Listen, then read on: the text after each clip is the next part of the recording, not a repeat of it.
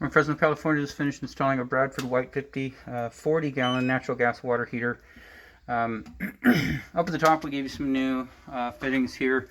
One of these copper stubbed out, and then of course we cut that all back out because the old copper lines were soldered into the reducer. So brand new reducer, brand new adapter, then a Falcon stainless steel connector down to a brass extension on the hot side.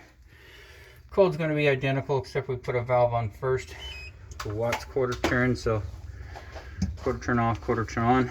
And then of course brass nipple Falcon stainless steel connector down to a brass extension. Relief valve comes with the unit, so it's tied in. A little nipple here, corrugated supply line down to existing CPVC piping, just a male adapter right there.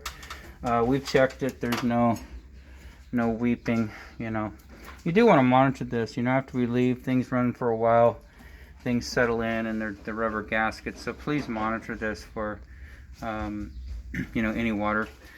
Existing vent pipe, that's yours, went right back in, so we just reused that, no big deal. New straps, top and bottom, upper third, lower third, and there's your model number, serial number. You can go to bradfordwhite.com, register it, get your warranty going, 6-year parts, 1-year labor.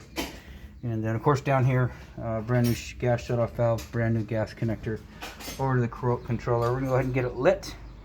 And once that water is hot, you'll be good to go. About 2 hours before you got hot water. Outside of that, this installation is done.